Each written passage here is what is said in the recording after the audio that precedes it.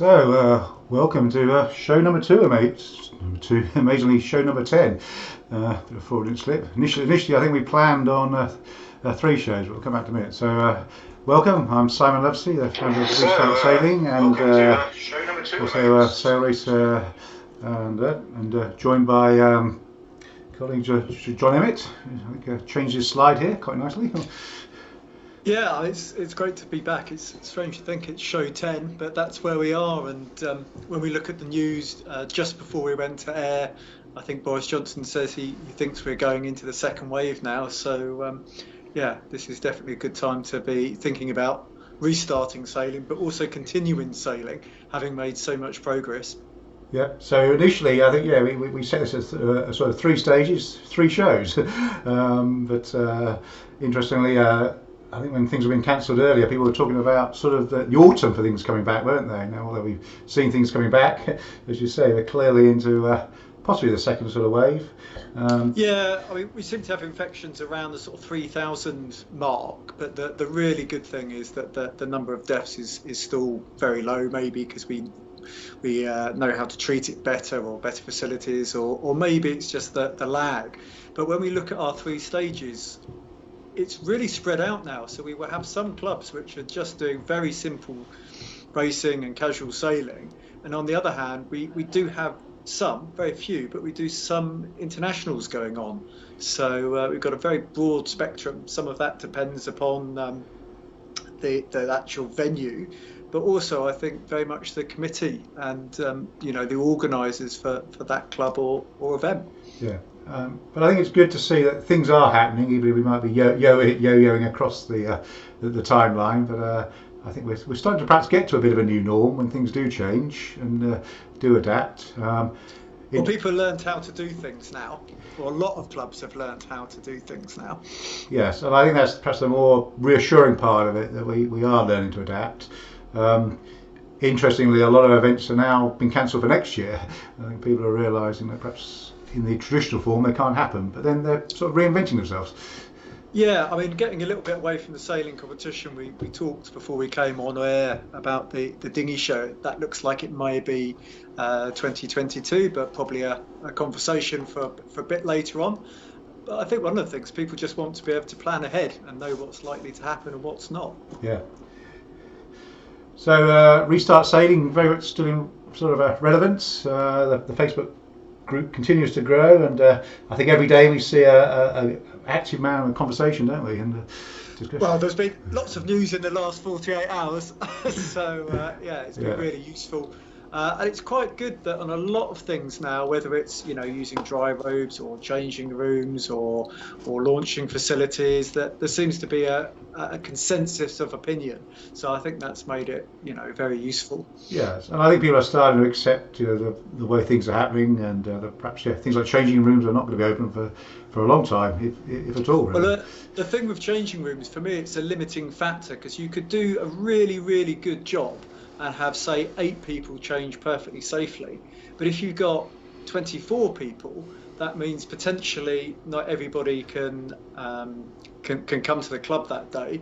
Or you could have the situation where some people are waiting around getting cold to use the changing rooms. Whereas if there's a solution that works for everybody, a dry robe by the back of your van or whatever, then that's probably the way to do it. We need to get rid of the things which are limiting factors as much as we can. And I actually think, in terms of the changing, it's a good incentive to change really quickly, because you should be wearing sailing clothing that's appropriate for on the water. And when you're on the water, you're active, and generally speaking, when you're on shore, you're not as active. So that's an important decision.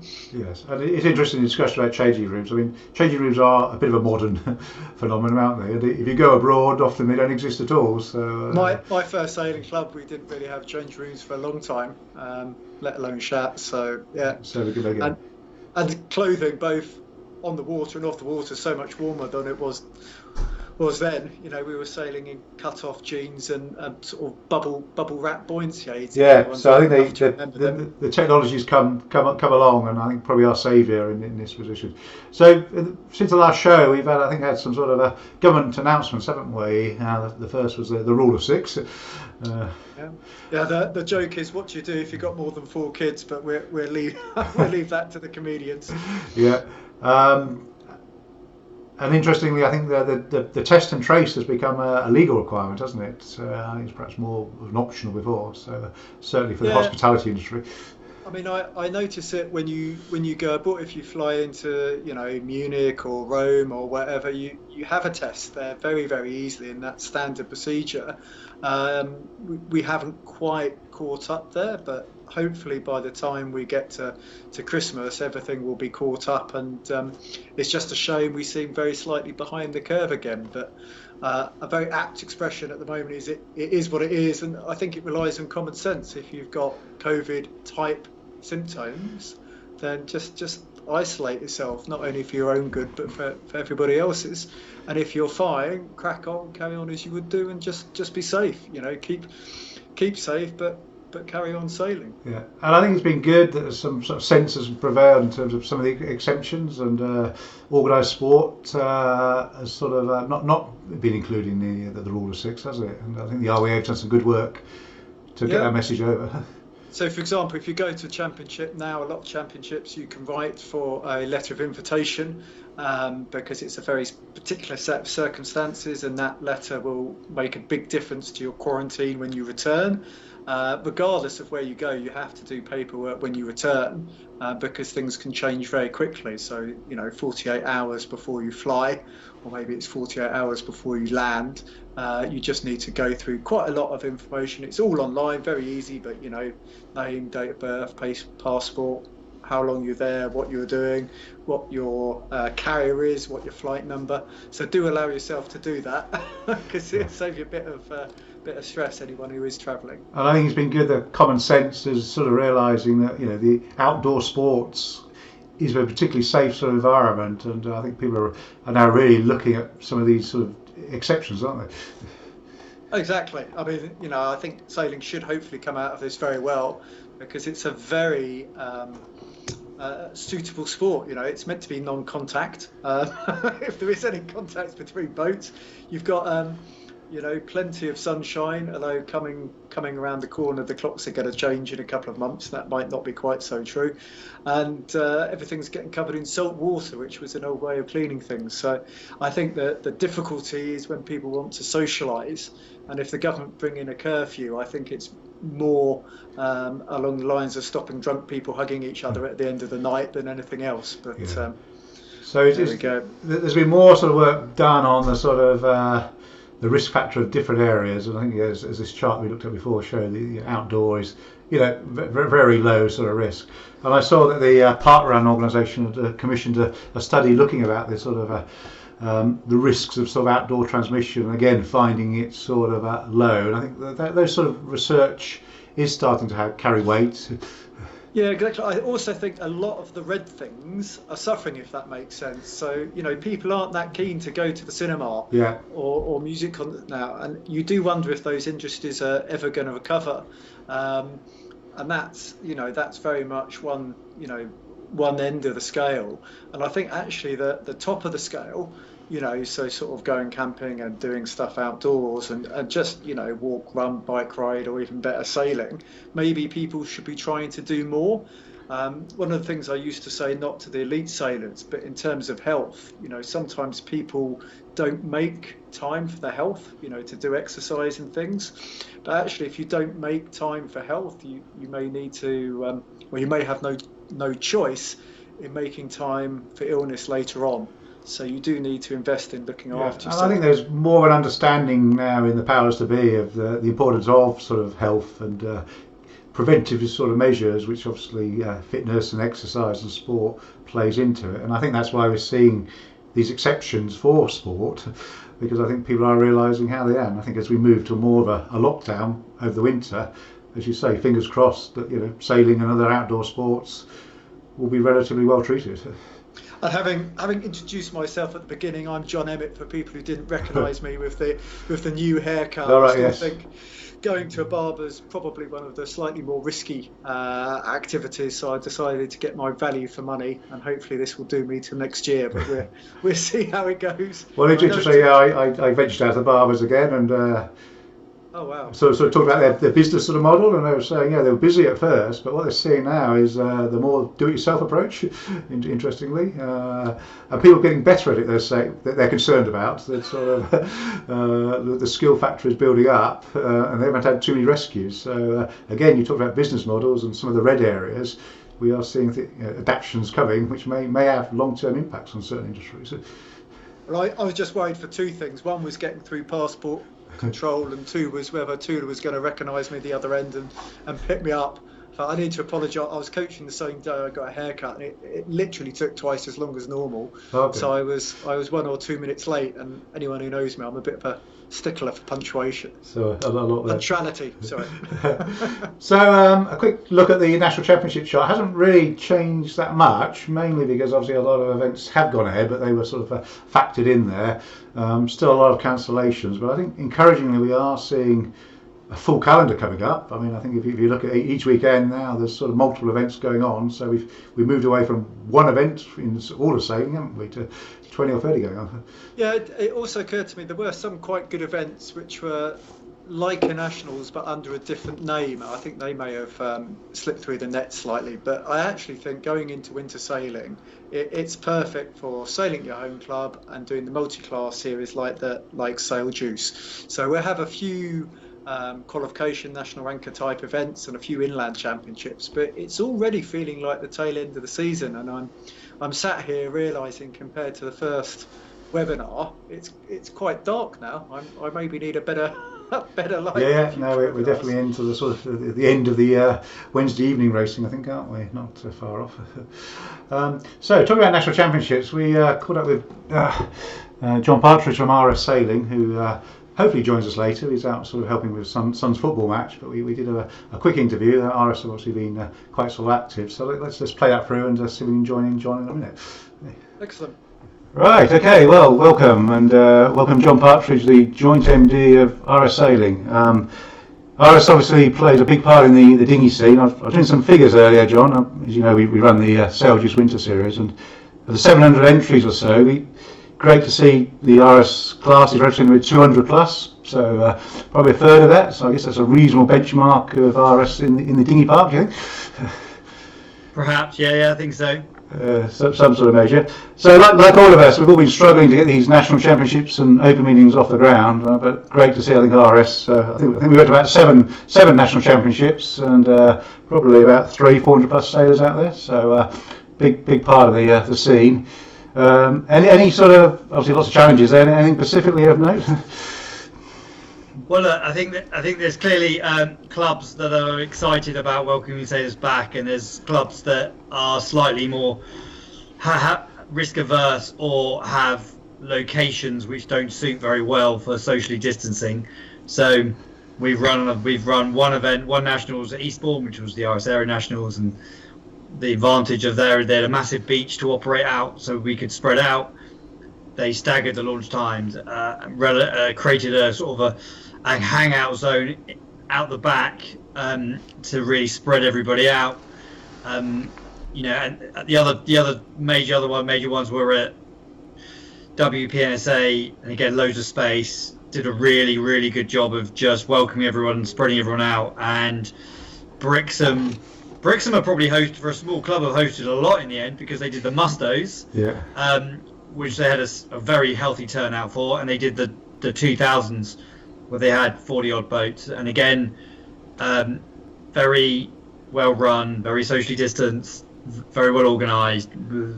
The class had to fund a little bit more of the car park space so they could spread the boats out a bit further. But of course, most of the challenges go away once people are afloat. Yeah. And you had the Fevers at Draycott. I know that was described as a summer championships, but 50 boats. That's another really good turnout and lots of nice pictures and things coming out of that. And that's, I guess, 100 young sailors who got to do a big event this year.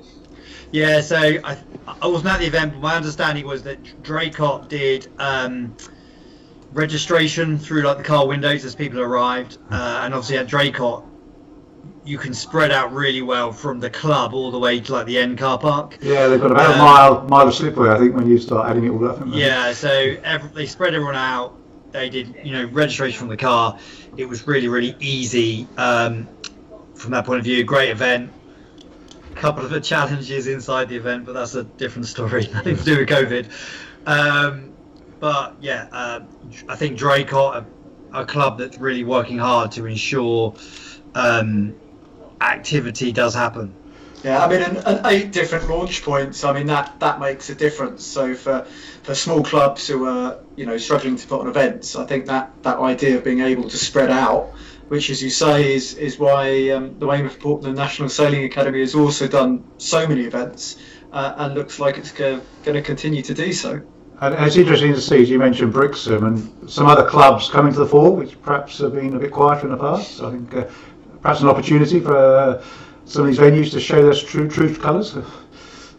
Yeah, and I think, and what I find amazing is, in one sense, you would expect maybe all the, and I'm going to use the word professional clubs, but don't take that the wrong way, clubs that have full-time staff, you would expect them to maybe be front of the queue, but I think that's not necessarily the case. But both professional clubs and those that are completely run by volunteers, but in no way amateurish, a real mixture. And I think that really comes down to their location and perhaps the appetite of the committee to run events. I think that's great, isn't it, to show that willpower. Sorry, John. And, I think, as we said before, it's great to see a flourishing club scene, but we do need these open meetings and championships to sustain the sport, don't we? We need progression, and we do need clubs to step up to the mark. I mean, that last point's really valid from my perspective. It's about the appetite of the club to put on the events. That's the key driving force, whether you're looking for solutions or looking for problems. I think, those people who've been really keen to host events have found a way to do it. Exactly. And I know, Eastbourne had his wobbles along the way, but a couple of really key committee members in the class, small amount from RS, managed to convince everybody that we could do this in a really safe way. And all we've done is try to fill in some of the holes to ensure there's enough resource and everybody is relatively comfortable with what's going on. I think the biggest challenge for most clubs is not whether they're doing it in the right way, it's what is the perception from those people outside the club. That's the biggest challenge. I think one of the key things is communication between the club and the classes. So you look at Draycott, to have that conversation, and the club can go, look, we can spread out a huge amount, we can do it this way, and it's going to work really well. And I think it's just really important to have those conversations rather than to have preconceived ideas about what's possible and what's not. And Draycott obviously is very lucky that they have such a large launching area, but that needs to be clearly communicated. Right. Exactly. And I mean, even at WPNSA with the 7s and 8s, one evening we had a barbecue and they spread all the tables and chairs out massively. Everyone sat in maximum tables of 6. It was just like probably being in a restaurant anywhere else in the UK or a pub. Probably more distance. Well, way more distance. And I think everyone was pretty respectful of the rules. I mean, very respectful. So it worked really well. It was a really pleasant event. That's really good to hear. Really good to hear. Right, well, welcome back, and thank you, John, for joining us again. Hope the football went all right. All good. Good. Sort of cut that out. So we're going to some nice videos from RS coming through here. So John Emmett getting a bit big there. Sorry about that. Not sure how we do that, but we'll have to have a big sort of John Emmett. So John Emmett, you just got back from, move the slides on, back from Kiel Week. Yeah, it's amazing. Sometimes you don't realise how much you miss it, and things were different this year, but I I came back absolutely buzzing. I mean, it was so nice to see people and just to have some normal, high quality racing. I mean, they made a huge effort, but it just shows what can be achieved. I mean, there was literally hundreds of sailors there. So for people who don't know Kiel, normally it's a huge festival, so you can't walk that far without buying a beer and a hot dog, or whatever it's called in Germany, this sort of thing. None of that was there, but all the sailing was, and the boat parks were very secure. You couldn't get in unless you were a sailor for that class, and even the coaches weren't allowed to enter. So we've got a really good way of doing things, and the racing just happened by, like clockwork. So even when you registered, the very first thing you had to do was, get your temperature taken, and that testing was available on site. If anybody was suspected of having COVID, they would have had a result, PCR test within about an hour if it was late in the day, first thing the next morning. This picture is actually from a spectral analysis of the saliva, which is a very new technique, and it's literally a couple of seconds. I mean, it's not as accurate as PCR. But yeah, Kiel Week was absolute model. So were they testing everyone, John? Well, you couldn't register without being tested. Right. There were some people running around, trying to get in. So, you're worried if your temperature's gone up, if you've had a bit of a frantic day, because normally we would rock up at Regatta 1, maybe 2 weeks beforehand at least. I mean, for Melbourne, we were there for weeks and weeks practicing for the World, whereas at Kiel you couldn't even bring your boat into the day before. And off the top of my head, I think I registered 3 hours before the first race. So that's a bit unusual. So there's a real skill in just being able to do that reset, get to a venue and perform. I mean, I guess most of us have been to Kiel an awful lot, like probably my 20th plus year. But even so, yeah, it was a bit different. But So less on the shore, I guess, was that the? Well, nothing on the shore. You just get changed. None of the hospitality tents and the. Nothing at all. I got changed in my rib. Everybody got changed in the boat park, and we just cracked on. I rode my bicycle sort of as close as I could to the rib. Got off, did my job, came back.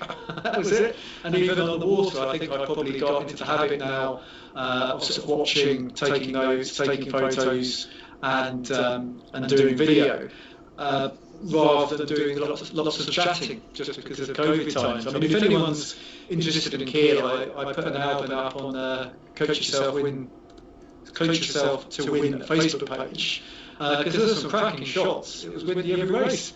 So for those us more involved in the UK, anything we can learn, you think? Well, some of it is obviously governmental. We do really need to have more tests and things. But yeah, it's just about really opening up the space, and the way everybody walked through the venue, it was all one way. And, after 2 days, that seemed absolutely normal. And I think one of the key things was that everything which could be done off-site was done off-site. And that was what made the difference. And we literally turned up, went sailing, went home. And as I said, for me, it just went like clockwork. I mean, the most nervous time was standing, I was going to say in the queue, but I never really saw a queue, standing in the queue with my 4 bits of paper to enter. I think they had something like 12 or 16 desks open. Right.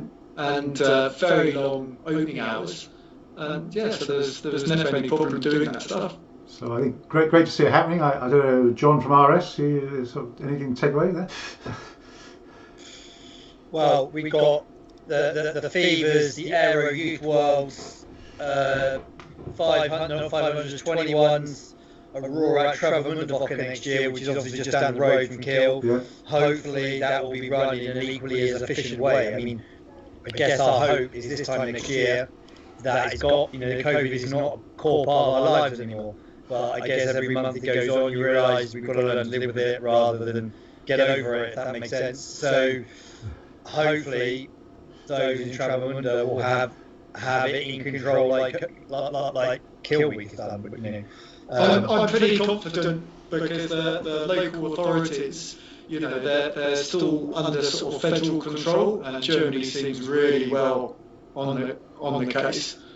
Brilliant. I will be quite, as a venue, I will be quite positive. Unfortunately, on the sad side of things, they've moved, as in postponed rather than cancelled, the Laser Worlds, or should I say the ILCA Worlds, which were meant to be in Texas in March, and that's now been moved to late 2021, presumably because they really didn't want to change the venue. And the sad thing with that is it means it's now after the Olympics, so a lot of girls who are intending to do the Olympics and then retire, they will never do a World Championships again. So that makes quite a big difference. So I will be trying to put events in Germany if that was my decision making, for sure. Yeah, and I think it does give confidence that they've shown that we can have international events, because obviously international events are the hardest, with lots of travel and people coming from all over the place, aren't they? Yeah, I mean, you have to think ahead with your travel. When I saw the recent news in the UK, I did buy a large quantity of N95 masks. So previous background, I was a chemical engineer, so that's the FFP2 in the UK. Not for really the sort of day-to-day, but when you're sat on an aeroplane or in public transport for a long period of time, to have a single-use mask which protects you, I think is worthwhile, rather than a simple face covering. Because you've just got to be aware, where the at-risk places. And we saw what happened. It was very hard to get an N95 mask in March. I was lucky that I had lots left over from Melbourne because of the bushfires. But I think the travel is probably the most difficult bit. When you're actually on the water, it's all good. Well, I think as we were saying earlier, the evidence is reporting. Whilst we're on the water, all good, safe, good, healthy stuff. It's all the other stuff. But John, you were saying that there's some dispensation of professional or people with competing in events. How does that work? So you just need an invitational letter. Because obviously there's a big difference between going somewhere on holiday and drinking and socialising and doing what we just did at Kiel Week, whereas you rock up, you do a competition, you stay more or less in isolation, and then you go home again. And it's also, I think, one of the ways to make events happen, because in the absence of that, people will probably not want to quarantine maybe for a month to do a 5-day event if you have to do 2 weeks each time. If I go to a World Championship, I can get a letter, is that what you're saying?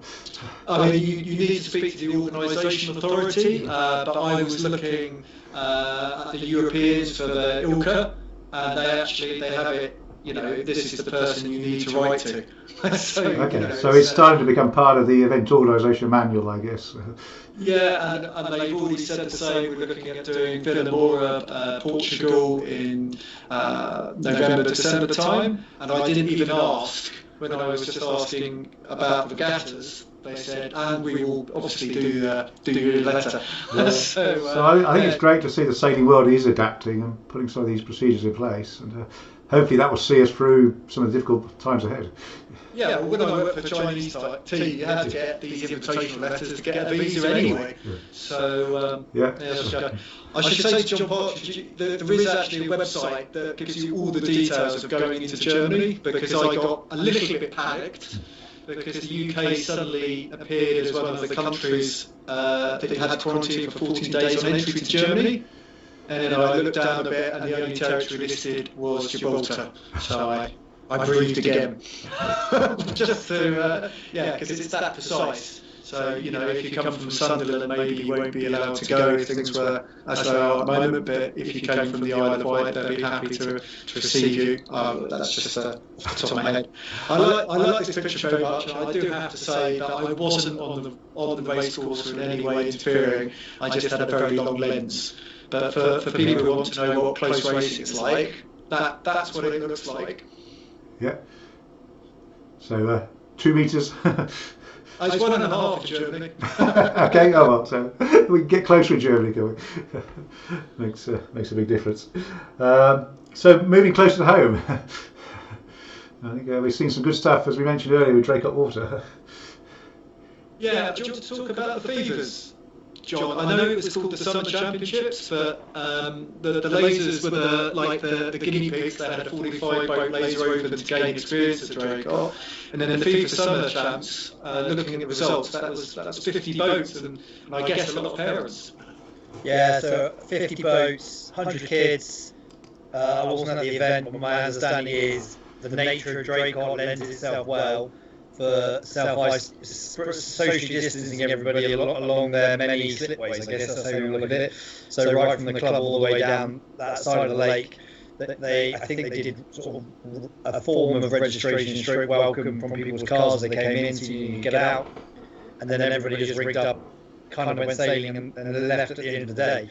I wasn't there, but my understanding of the feedback was it was really slick, and it was great for Fever kids to get 2 days of racing. I mean, I think double-handed being slightly more challenging than perhaps single-handed, and that was our first Fever event of this summer, and could end up being our only Fever event of this summer, depending on what happens in the coming days and weeks. But no, Draycott, as we said earlier, one of those clubs that seem open and motivated to get as much activity going as possible, which is fantastic. We need clubs like that in our sport. We do. We need to keep encouraging them. So well done, Draycott. I think the good thing they did is they started small, and if we look over the next, off the top of my head, 6 weeks, they have quite a few events diarised, and I think probably once you've done one event, you're very clear, how to do subsequent ones, because it's always, like anything, like going to be a learning experience. So I didn't realise the Fevers hadn't had any other stuff, so I'm really pleased they got that one big championships, because to those kids that must make such a difference.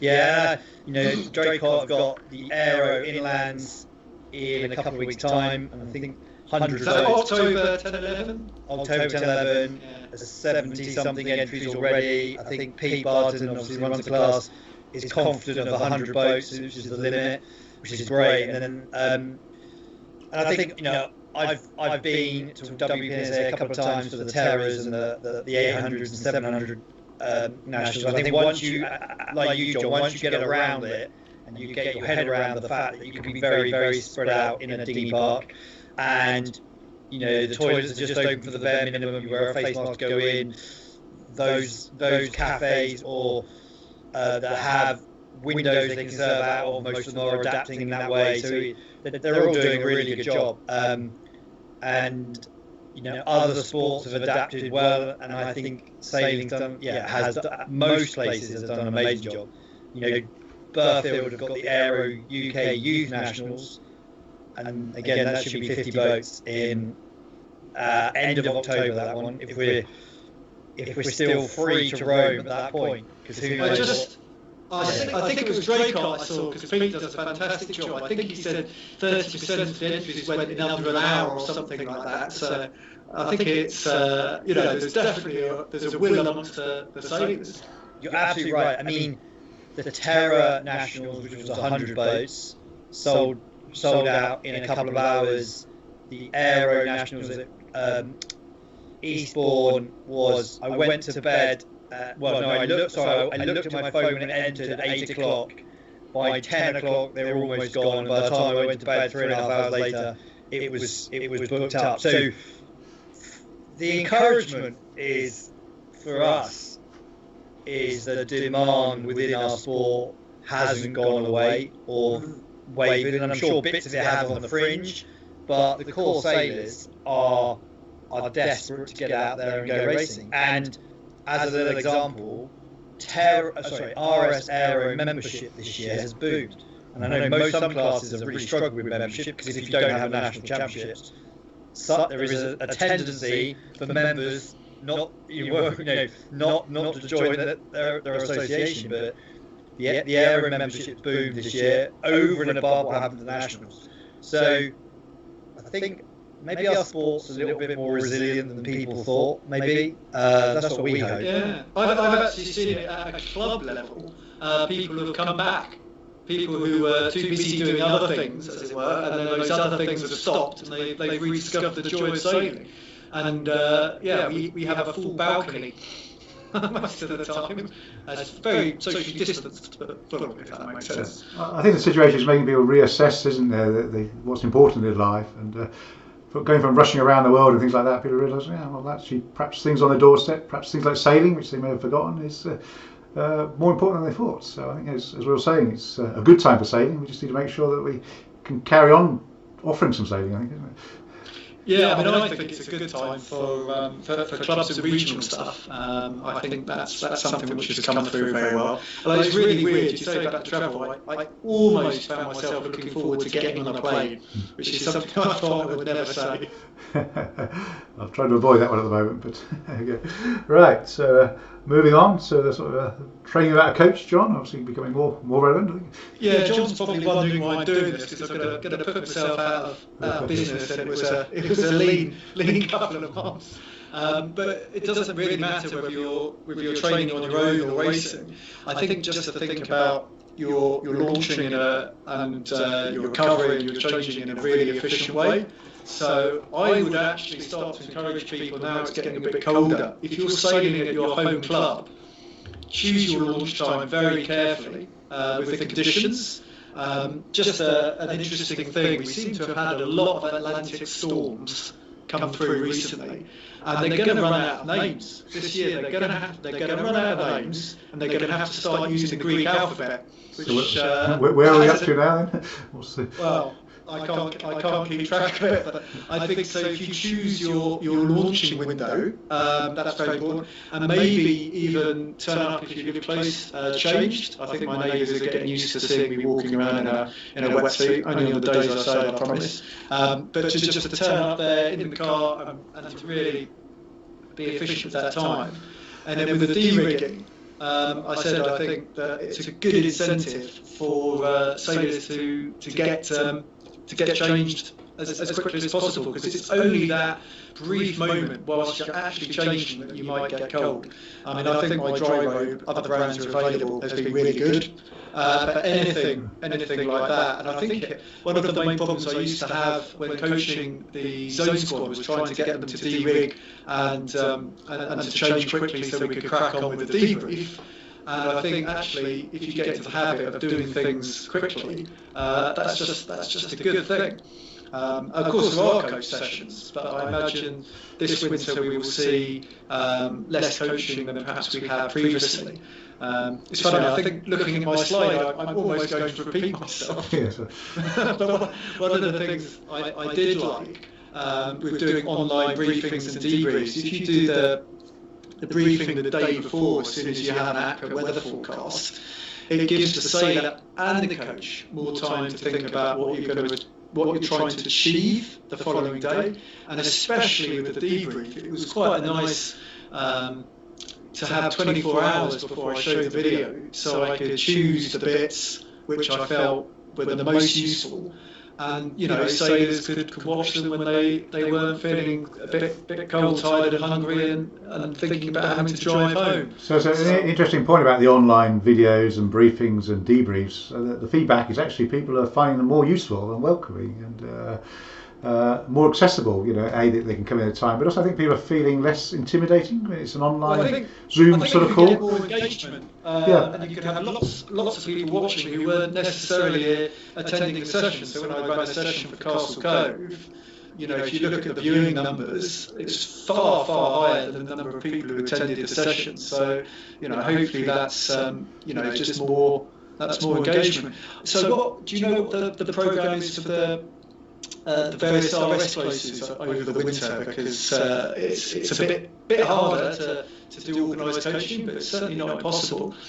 So the classes are working on gearing themselves up to way more regional stuff, and you can see the groups getting slowly smaller and smaller. The Aero Youth Squad, which has normally been one big squad, covers nationwide. That's been broken both because of COVID and the fact it was growing, has been broken into 3 squads. So there's a Southwest, a Midlands, and a South. And so that's the nature of.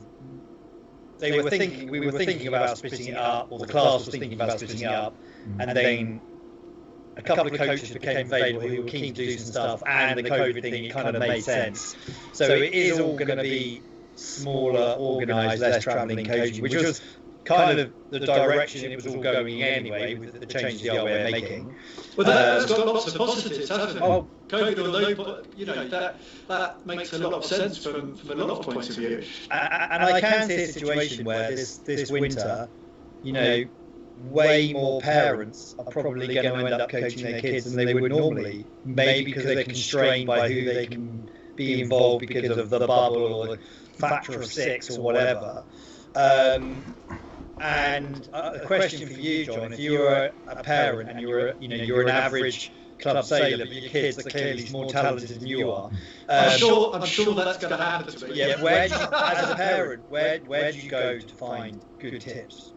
I mean, to be honest, when you're young, it's the old cliche, it's just the time on the water. I mean, don't think that because there isn't a structured coaching session that you can't learn and improve. And one of the things I thought about the Fevers, probably you've got more people sailing with family members now for the double-handers, just because it's easier. But what I've done with Coach Yourself to Win is just encouraged people to look at what their weaknesses are, and then actually try and do that self-coaching. So if you know you're somebody who struggles to stay still on the line, and unfortunately usually get a few black flags in your score, you go and sit next to a club mark and try and hold station. But I think having local training is definitely the way forward. Whether it wasn't COVID times. The other thing I would suggest is just to look at, there's a lot of resources out there which you can learn. I mean, I grew up with the Sail to Win series and David Houghton and reading all that stuff. So as the nights draw in, there's still plenty of work you can do. And in terms of the coaches, I think if you get into the habit of recording the sessions, I think then you can review on occasions when perhaps you can't go sailing. That's the only problem, I think, when you end up with smaller groups and you possibly have less safety cover, and then if you have really windy weekends in COVID times, I think I'll probably be more risk averse than I would have been sort of 2 years ago, because if you've got 4 ribs on the water and that you can rescue people easily, that's the only thing from the coaching perspective. Yeah. So moving ahead on the racing side, John. Yeah, well, my bread and butter is obviously the Olympic circuit, so we always try and spend as much time as we can training at the key venues, which funnily enough means training in Enoshima, which is big swell. We can't do that now. Japan is closed. So for us, we try and sail at similar venues. But that's true whatever you're looking at. So if you're going to have the summer championships in 2021, it is worth trying to do some sailing on the sea. One of the things I did notice at Kiel was those people who carried on racing did look a little bit sharper than those who hadn't. So I think any opportunity to look at racing is good.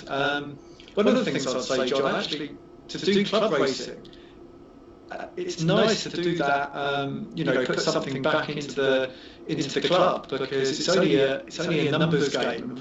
We did have the situation a few years ago where you never see the best sailors at the clubs because they're always away. And this comes on to the third point about planning ahead while you're travelling, because it is possible, sadly, that things could unforeseen get cancelled at short notice. So do be prepared for that.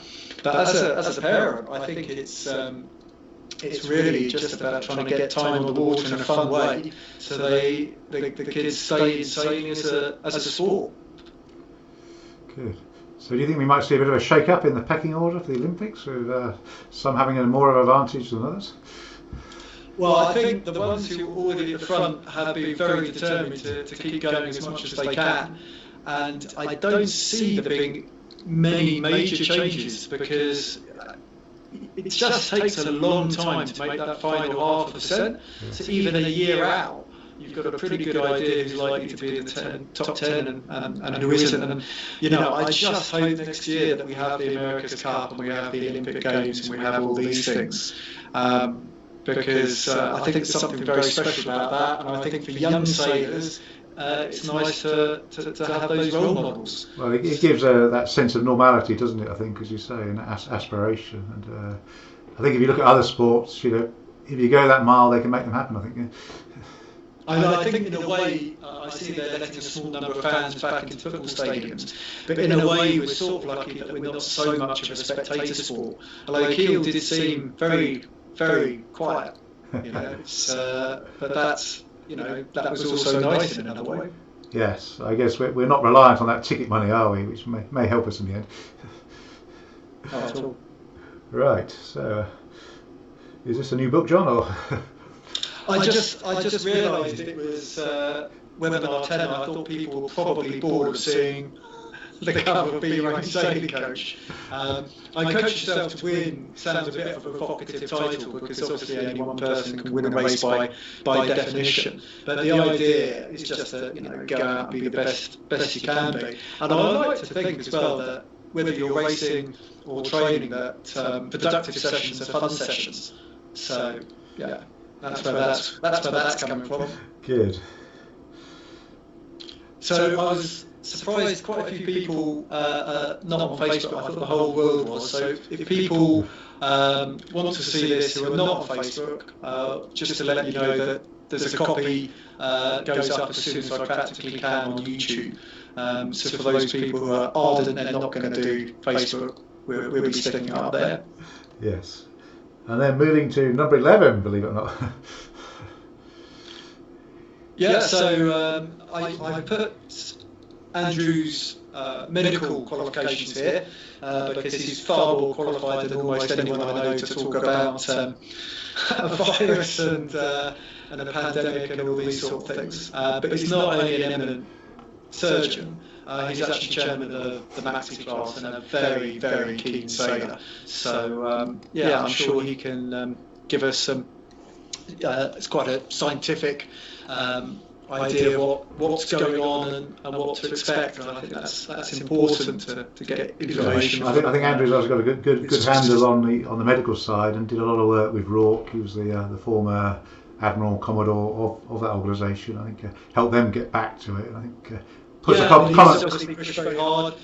sense approach, I think, isn't it? From a sort of, we need to look at the data, but sometimes I think some of our politicians get a bit lost in the data, don't they? And, well, in a previous life, he was a former, I'm just reading here, surgical immunology research fellow at Harvard.